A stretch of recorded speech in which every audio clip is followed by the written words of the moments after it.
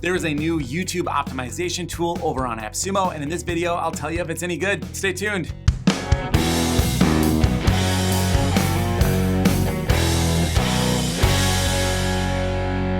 What's up, LTD addicts? I'm Dave Swift from thatltd.life, where I review every single AppSumo deal that comes out in 2020, at least so far. Make sure you get subscribed. Down below is the subscription button, and don't forget to hit that notification bell so you get notified when all these new videos come out. I know it's hard to keep up. It's hard for me to keep up too.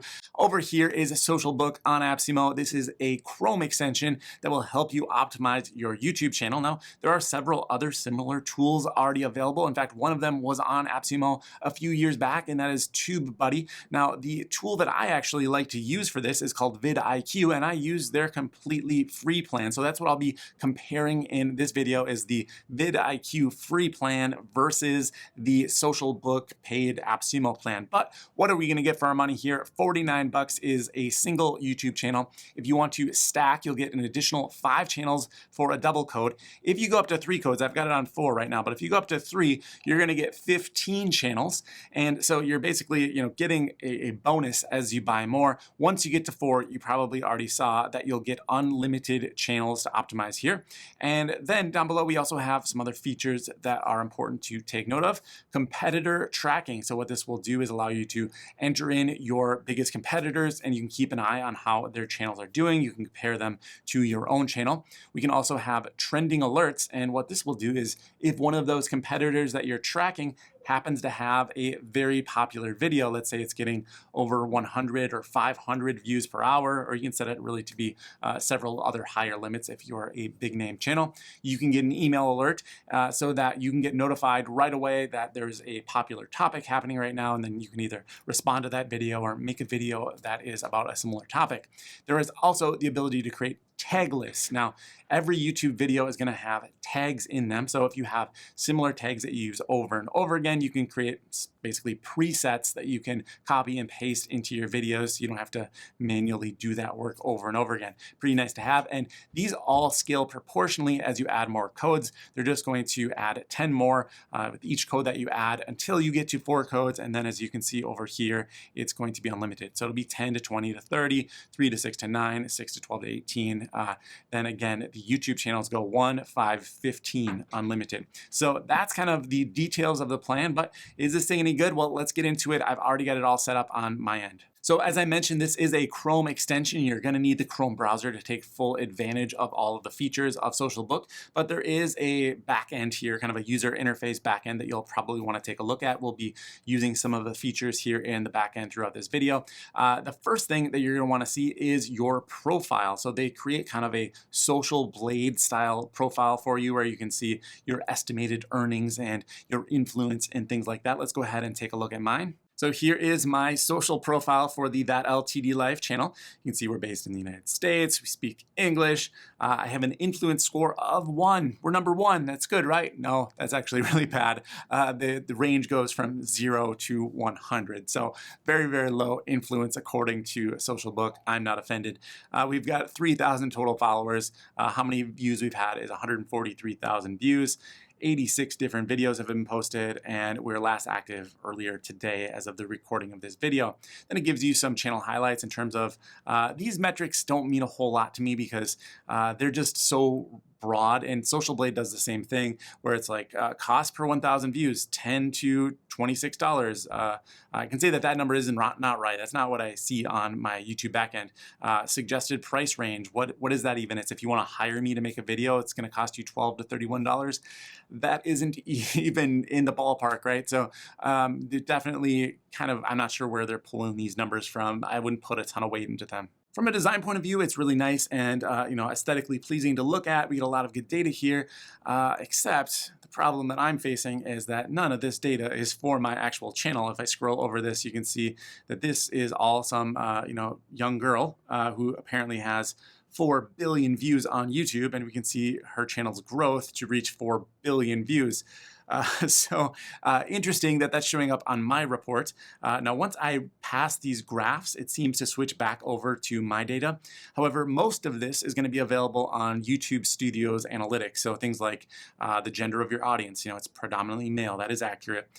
The location of your audience, mostly in the United States. I will say that this is not correct according to, if I'm going to trust YouTube to know their users better than SocialBook, the number 2 country is actually typically the United Kingdom, which I think is in the 20% of viewers, whereas they have it just down at 5%. Then we have audience interests over here, the lifestyle, music, entertainment, it's very, very generic here. Then as we scroll down, we can see the demographic in terms of age, related channels. So, we've got the ClientAm channel and the AppSumo channel. And then down below here, we can see some performance metrics in terms of how the channel's doing, top performing videos of all time, top performing videos of the last 3 months. This feature is actually kind of cool. This is any brands that I've mentioned in videos. So Yelp, HBO, Hulu, Logitech, I've mentioned those throughout different reviews that I've done over the last 9 months or so. And so they're pointing those out, and that is actually kind of interesting because let's say you had a video where you're plugging HBO and you got, 15 million views on it. You might be able to send that over to HBO and, get some kind of relationship started just based on that metric, and they'll kind of keep track of that for you. So that's actually one of the cooler parts I've seen on this because it's not something you can get elsewhere, right? It's not included in YouTube's traditional analytics. All right, so we're gonna head over to YouTube right now and see this thing in action, but we will be coming back to SocialBook's website here a little bit later on to see some of their graphic tools that they've got. They've got a thumbnail builder and some background removal and things like that. Let's head over to YouTube. Here is an AppSumo video, and I've got SocialBook installed as a Chrome extension. You can tell because there is this icon in the upper right-hand corner. If I click on that, it gives me shortcuts to different parts of YouTube, so I could get right away to my dashboard or my videos, things like that. And it can also get to some of the different features that are included with SocialBook, such as those trend alerts we talked about earlier on, or maybe I want to get to the Keyword Explorer to find some good keywords for my videos. So easy access right here. Now, I am used to using VidIQ, which does a similar thing to SocialBook, which is imposes some graphics, some analytics right inside of the user interface. And I can toggle this if I don't want to see it. But the information here is actually fairly helpful. So average amount of views that this channel gets. So this is the AppSumo channel. Most of their videos are getting 757 on average views. And this particular video is performing pretty well for them. It's getting 1.9 thousand views.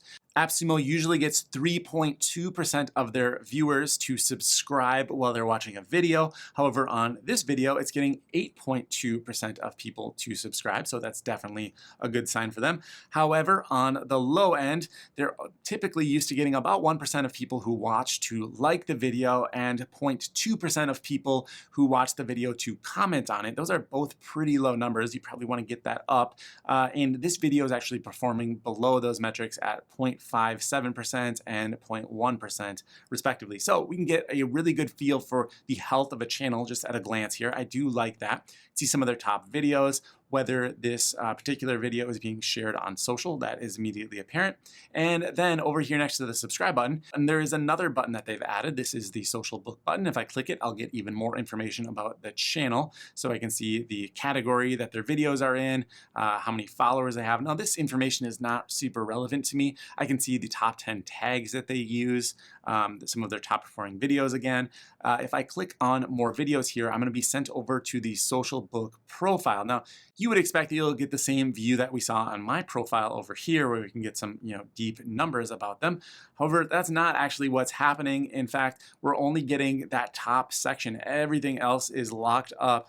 It says that I need to upgrade my plan to get it. Now, if I click this upgrade button, this is super weird. Watch what happens. It actually opens up a Zoom booking interface where I can book a call with their team and talk about upgrading my plan. I'm not sure if this is a glitch or this is just not included in the AppSumo deal, but it's definitely a little bit alarming. So what does the same video look like using VidIQ instead of SocialBook? Now remember, this is the free plan, and I actually prefer a lot of the data that's coming in from VidIQ. I can see things like how many views per hour this video is getting. I can see a quick checklist here of ways that they've optimized their video. So they don't have enough tags. That is an important thing to know. So if I'm going to try to optimize my video like theirs, I probably can improve upon it by having more tags. I could also see the actual tags that they're using. This is something that I don't see, at least right on the video level of SocialBook. And if I wanted to copy these, it's just a simple click right here, and then they'll copy to my clipboard. I could just paste them in when I'm uploading my video. And what that's going to do is tell YouTube that my video is related to Brand Mention's video. And it does work. I can tell you, if we scroll down here a little bit, here's my video right now on Brand Mentions. I just uploaded it a few hours ago,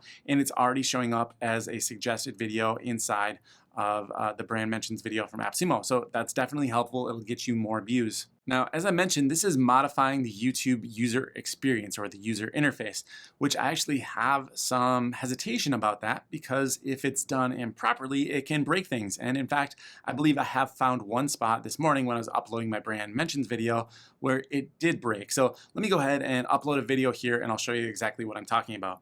All right, so here is the uploader. The video is uploading in the background. Now, as I scroll down, there's a section for tags. This is where you'd enter the tags that we were just talking about. And the issue is that if I start typing a tag like raffle press, this is the raffle press I'm uploading for demonstration, I hit return, the tag disappears. Now, it's clearly still there. If I hover over it, you can see that we're getting the little tooltip to pop up that says raffle press. But this is only because I have the SocialBook Chrome extension installed. If I go ahead and disable that, let's do that real quick. All right, so I've disabled SocialBook. You can see it's no longer listed in my Chrome extensions. I'll hit create up here.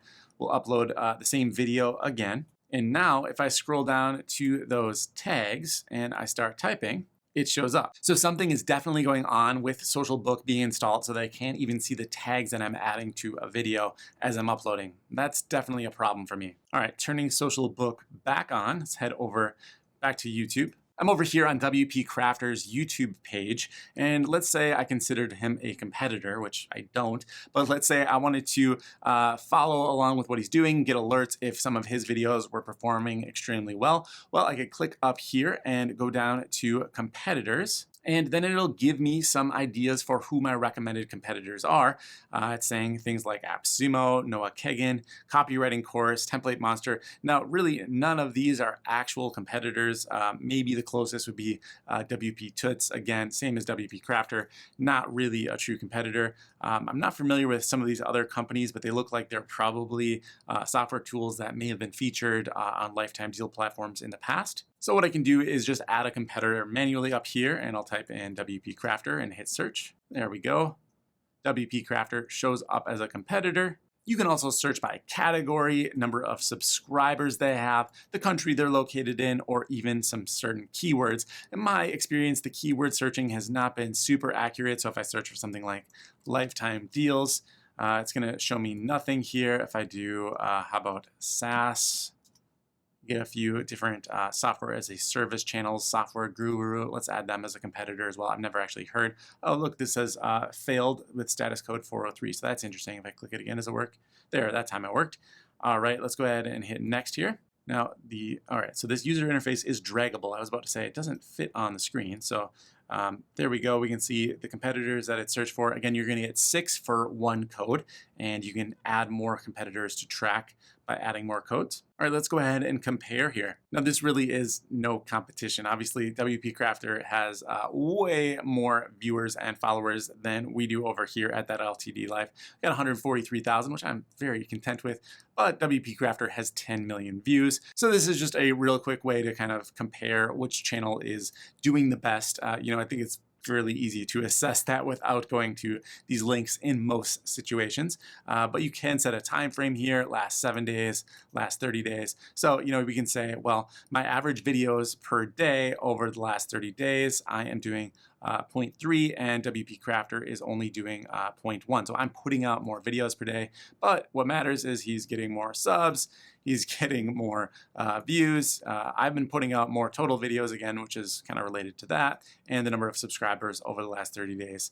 He's got 4,000, I've got 340. Then down below here, there is this video analysis section. Now, it was not working for me the first time I tried it. I had to actually go ahead and select a time frame, and then it started to populate the data. So let's say last 30 days, we can go through and see who has more views, who has more likes, who has more dislikes, and who has more comments. Hey, I'm actually got more comments over the last 30 days. Now, to be fair, I double those comments because I reply to every single person.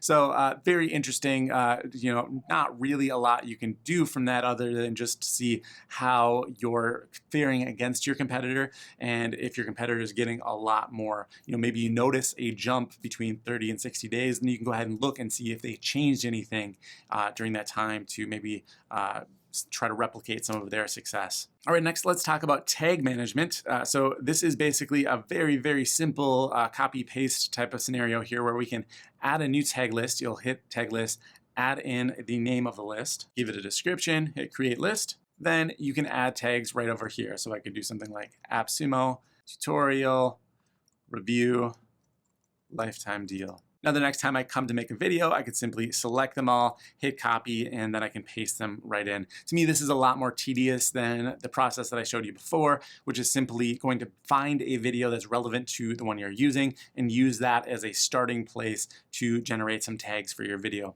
This is the Keyword Explorer, which will help you find relevant tags. Let's go ahead and type in AppSumo here and see what it suggests. So here's what the search result looks like. Now, this important information up here in the corner, it's small, but not to be forgotten. This will show you the search volume, so how many people are searching for this keyword, and then whether or not it is competitive. Now, down below, we can see the interest over time to see whether a topic is getting more or less attention. So you can see that AppSumo kind of peaked around October of last year, and it kind of dipped off, but it's still higher than it was this time last year. And then down below, we can see some other related queries here like AppSumo Review, AppSumo Deals, AppSumo Briefcase, and I could toggle through kind of 5 at a time here. It would be nice if they increased that so we didn't have quite so many pages to flip through, although it looks like it only goes to about 25 related keywords. Now, I would suspect that there should be some more information here for relevant tags and relevant trending videos. So let's go ahead and do another keyword search. All right, so I went ahead and searched for Hello Neighbor, which is one of my kids' favorite video games. And sure enough, we're getting a lot more information here. 2.2 million on the search volume. The competition is still kind of on the lower side of the graph here. And here are all the relevant tags. I can click one button and save that. And that opens up in a tag list. And this is where I could see the benefit of the tag list. Although, as I mentioned before, you could just copy and paste it using VidIQ.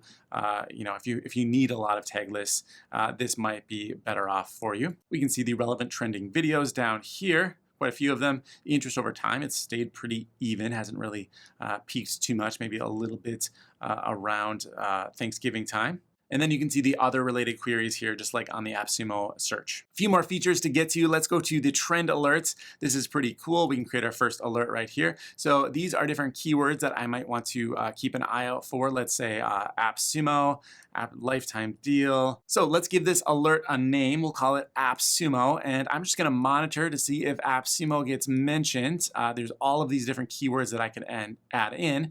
And what I want to do is monitor let's say these two competitors, if any of their videos mention AppSumo and get at least, let's say, 100 views per hour, and they'll send me an email and I can have that go out every single day. Let's go ahead and create that alert. All right, so here's my list of active alerts. I've just got the one AppSumo and I can see all of the specs for it over here. It's searching for the keyword AppSumo, 100 views per hour from these competitors in any language, and I'm all set to go here. There's also a link tracker built into SocialBook. If I go down here to tracking links. Now the idea here is that when you put a link in the description, you'll be able to track it and get analytics about who's clicking on it. And I don't really understand how this works. I'll just go ahead and say that I don't see where I actually create the links. I've tried, there's not any documentation about this. If you go over to like their help section, let's say we go over here, open this sidebar up, we'll go to their learning center. They have this resources section. which is just their blog post. So it's kind of like, how do you get good at being an influencer, or should you choose Facebook ads versus an influencer? Just kind of typical content marketing posts here. So I'm not really sure why that's linked to in their help section. There is some videos over here where it talks about how to create thumbnails, how to grow your channel, but there's not any information on how to actually use this link tracker. So it's there. I haven't figured out if it works at all yet. So just kind of buyer beware on this. So here I am inside of YouTube Studio, and you can see that they add some features here as well. The main feature that you're probably going to want to pay attention to is the ability to add a thumbnail directly from the YouTube Studio interface. So if I wanted to create a new thumbnail here, I would just click Create Thumbnail. It does pull in the default frames that YouTube grabs for you, and often those are not the most flattering ones. You can see here it looks like I'm about to sneeze or something. I can click the capture from video button, and this will pop up in this little handy dandy scroller here. We can go to the exact frame that looks good. Let's go towards the end where I'm full. There we go. Maybe the score or something could be the thumbnail. I'll hit capture from video. It's going to pull that in right here, and I could edit further. You can do things like add an element. Maybe I want to have a spaceship here. Put that up in the corner, add some additional text if I wanted. It's going to give you access to a ton of Google fonts. However, instead of giving you variations on weight and size, right now they've got them all listed as individual fonts, which makes scrolling through them a bit tedious. You can see I've only made it through about halfway of the A's, and I've scrolled quite a bit. There are some nice templates here if you want to grab one of those as a starting point. Let's go ahead and grab this one on how to make bread. It replaces everything that I have with some nice typography here, and you could easily replace this with your own image. Of course, if you wanted to add your own image, you can do that right here in the upload section. I'm going to go ahead and start over. So I'll clear all layers, and then let's go ahead and find a photo with a person in it. I'll drop this one in. Now there is the option to extract this person from the photo to basically remove the background. So I can click on this, hit this extract button, person right up here. If I want to add a border to this, we could do that. You've probably seen people have little silhouettes on them often in YouTube thumbnails. I'll hit extract here. So you can see how it fared. It didn't do very well. Now that was a tough photo because you couldn't see the person's face, and there was also kind of a blur between the tree and that background. So let's go ahead and try this again. We'll choose a different photo and see if it can do any better. All right, I just searched for happy, and here we go. I pulled in a picture of someone on the beach, and let's go ahead and try to extract this person. Again, no face, so maybe I'm doing this a disservice. And here it just deleted everything, although it says extract successful. All right, this is a more professional shot. This might be something that, a lot of people would have this type of photo. So this is probably a good example. Let's go ahead and blow this up a little bit, and we'll hit extract person. There we go. That did a much better job. So it might be essential that you have the person's face visible, although it does look like it cut out a bunch of their arm here. This is a difficult pattern, again, white with the stripes. So, the extract from the background feature is probably not quite there yet, seeing as it might just have to be like the perfect scenario for this to work well. Try one more time here. Again, it just deleted everything. So back over on the SocialBook website, they have a background remover as well as a cartoonizer. Both of these I tested out. They were a little bit underwhelming. Let me go ahead and show you what I mean. So here is a photo of me in front of the green screen. This is typical of what we'd use for something like a thumbnail for one of our videos. So I'll go ahead and type in the CAPTCHA here. And again, I can add a border. So this is very similar to what we just saw in their design tool. I'll go ahead and hit upload. Not totally sure why you have to enter CAPTCHA in to upload a photo. I've never seen that one before, but here we go. It's done the extraction. Now I did notice that it did a better job on this at first glance, but let's go ahead and download this and I'll show you the real issue. So here's what it looks like up close. You can see it's actually a fairly terrible job. There's a ton of green bleeding into my hair, and this is actually doing it on a substantially lower quality. You can see it's like preview. So the image quality that comes out is much more pixelated than the high-res version that I uploaded originally. The cartoonizer over here does something very, very similar. Let's go ahead and upload that same photo. So here we go again. You can see it's made me a cartoon version, maybe a little bit more usable than the background removal, but just given that this picture is in front of a green screen, I'd probably want to then extract this green element before I used the actual cartoon version of myself. So there are a lot of features that you get with SocialBook. However, I'm not ready to switch away from VidIQ just yet. I think there's too much that I would miss. Now, I've already covered how you can click on any video and get the keywords for that video, something that SocialBook isn't doing right now. However, there's also the search functionality. Let's say I was researching email marketing tools. When I search using VidIQ, it gives me a lot of useful information about that specific search. It also tells me how many people are searching for the keyword and the competition. Sure, I could do this a little bit in that keyword explorer that we saw. However, it's not right on the user interface of YouTube. I can't see exactly what's ranking #1 for a keyword. If I wanted to get more information on this video from Justin Brown, I could click on it, and then I have my data right here from VidIQ pulling it right away. So for me, this is still a far superior experience to SocialBook.